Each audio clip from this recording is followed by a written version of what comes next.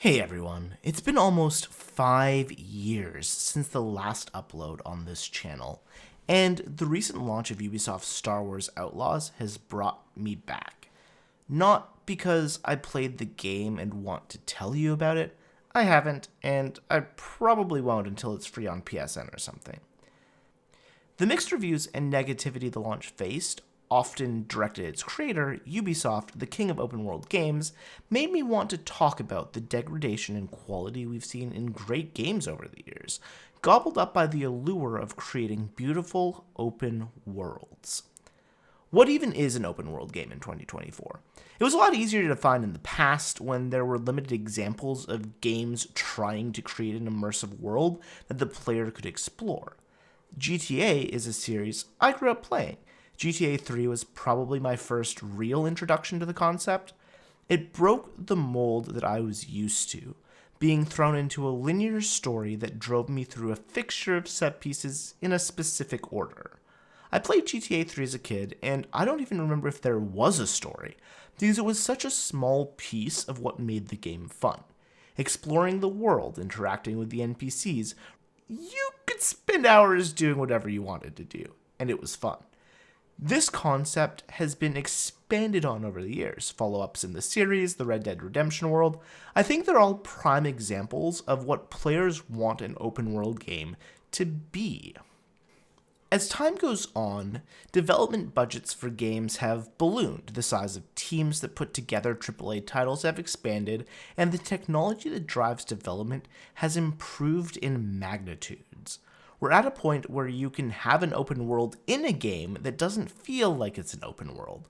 I'm not talking about parts of worlds that are locked away by progression, or the illusion of openness created by limiting players to a closed section of a seemingly larger space.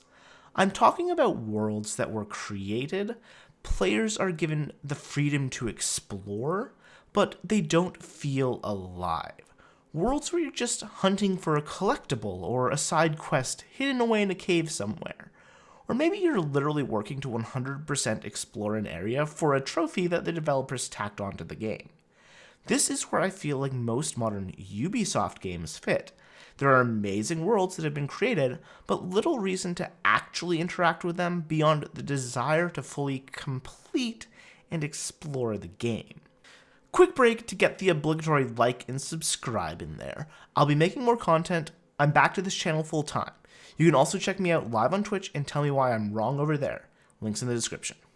There's another group of games that are largely story driven and also give you a world to explore.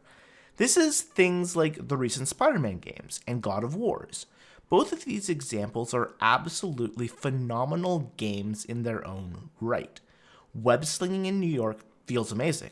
There are collectibles for you to find, there are crimes actively popping up around the city, and if you take it street level, you'll be treated to seemingly endless ad-libbed conversations that NPCs are having with each other. With that said, I don't feel like exploration really added anything to my experience with either one of these games. Back to the Spider-Man example, randomly generated encounters became extremely repetitive extremely quickly. It felt like the only purpose they served was leveling and collecting resources, I guess. There were no real tangible rewards for collecting anything, beyond a few side quest scenes and a wide variety of suits to choose from. In this example, you couldn't even collect everything until after you completed the main storyline. There were no meaningful improvements that I gained from exploring or interacting with the world. Most of the rewards were superficial.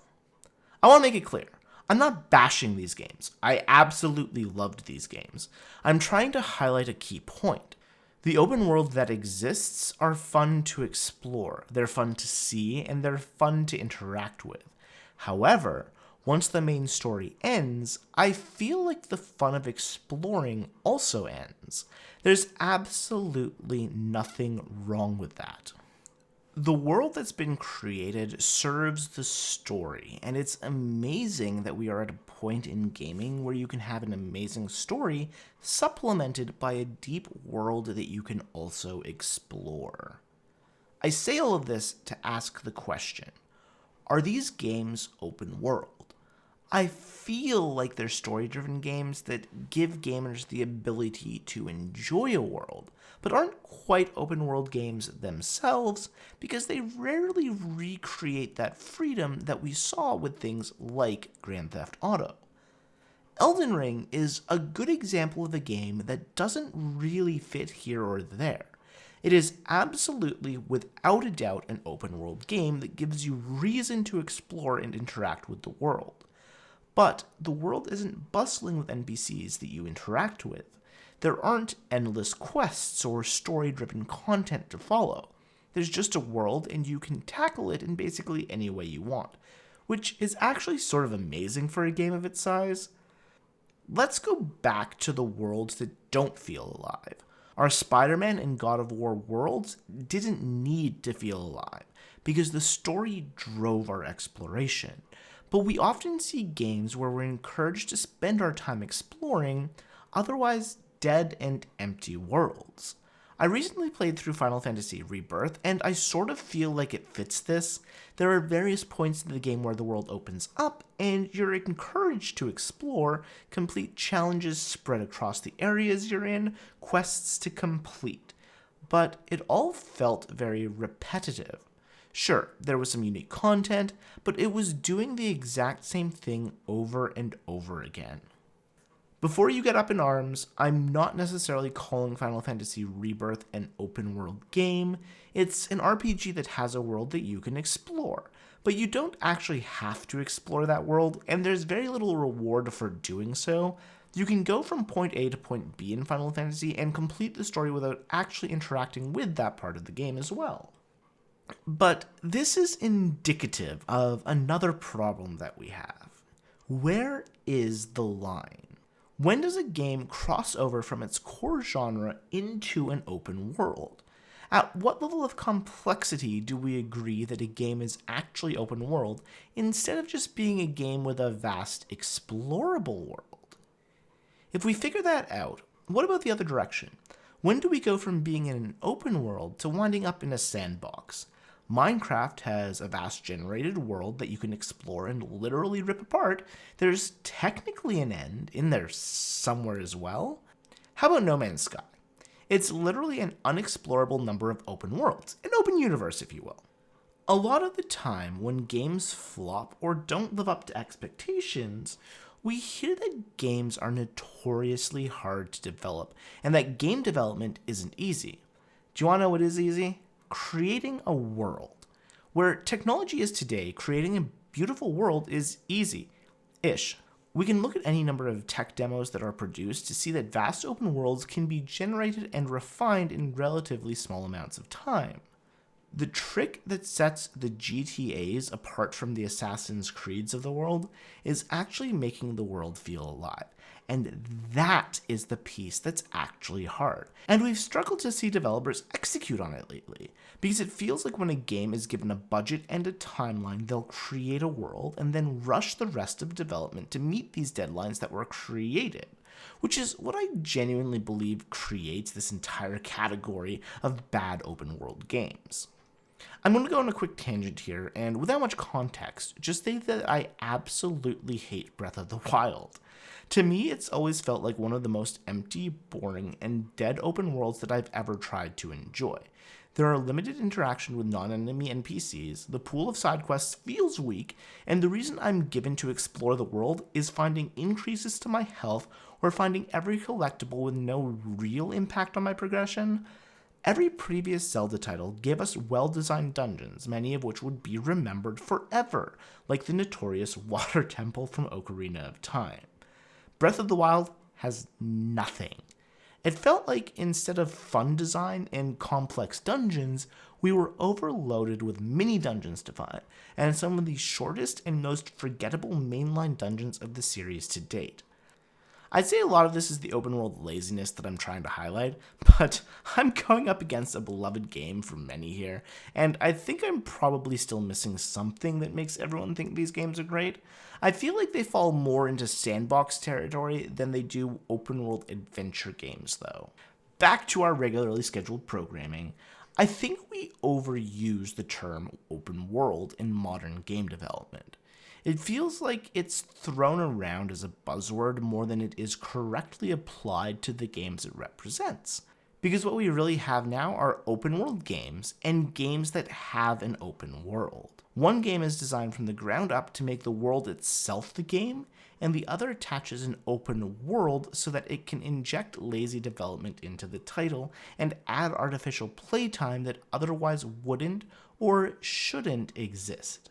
That's one of the downsides to rushed development. But there's another situation that we should try to look at as well. How many games could have been better if they weren't open world games? Going back to God of War, one of the only complaints I have about both games is that they felt somewhat short. I feel like I would have loved to see the story expanded on, and in certain cases, I feel like story elements were absolutely 100% rushed, when there could have been more exposition involved instead. Could we have had a longer, more in-depth story with God of War if there was time and effort pulled away from developing the explorable world? I don't know. But I do know that while the world was fun to explore, it didn't give me the same level of joy and satisfaction that a few extra hours of story-driven, crafted gameplay probably could have. God of War is my first example, but it definitely isn't an issue limited to the God of War series. I could say this about Horizon. We could talk about how, to this date, I've tried to finish Ghost of Tsushima twice, and I always get bored halfway through and never get to the end of the story, because there's too much open space and repetition that pulls me in two different directions.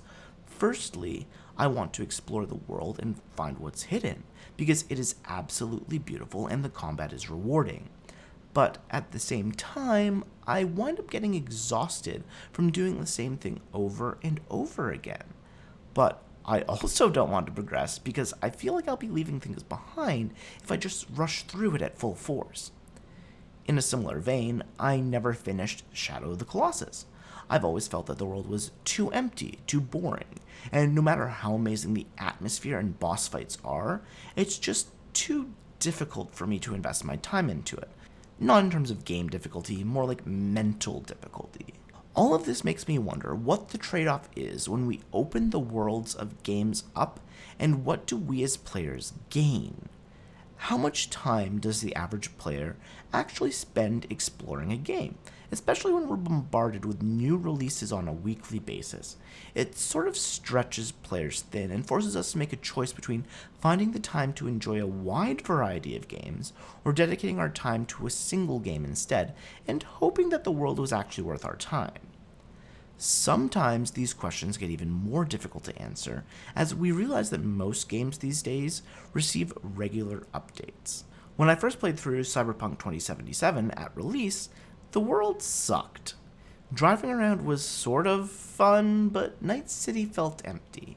Hundreds of doors that you couldn't open, boring encounters that repeat themselves almost immediately, and very little reward for exploring the massive world that CD Projekt Red created. While I haven't replayed the game yet, my understanding is that a lot of this has changed, and the world of Cyberpunk has come to life. The same thing happened with No Man's Sky. It was largely panned at release, and now it's become a beacon of what open-world exploration should and could look like. What about mods? Bethesda has created some of the most successful open-world games of all time. Between Fallout and The Elder Scrolls, we have massive worlds that fans love. However, most Bethesda games exceed where they originally launched by allowing communities to mod the games. Over the years, we've seen amazing content created that adds to and expands on the world originally released by the developers. An amazing example is the recent release of Fallout London, a fan-created mod that basically creates its own world and game in the Fallout series. I actually think this is one of the most interesting concepts in open worlds, because it means that developers can actually get away with making less content and allowing players to create and expand on the games that were created in a way that they see fit, melding the world to move a little more in the direction the player's vision of it is for. And that's sort of where we are. Open worlds can be a pro or a con when games are developed. They can take an otherwise amazing story and reduce the time that we get to enjoy it. They can enhance and add unlimited enjoyment to worlds that we love and want to explore. They can inject inflated playtime into games that probably should have been a lot shorter. They can dissuade us from actually finishing a game for a variety of reasons. I think it's easy to say that when done correctly and crafted from the ground up to be open worlds, we get some of the most memorable and generation-defining games that we have ever seen released. But more often than not, we don't. It's important that we understand what the difference is and what it is that we're getting into when a game is developed and marketed to us. I'm not sure where Star Wars Outlaws falls into all of this. I may never know.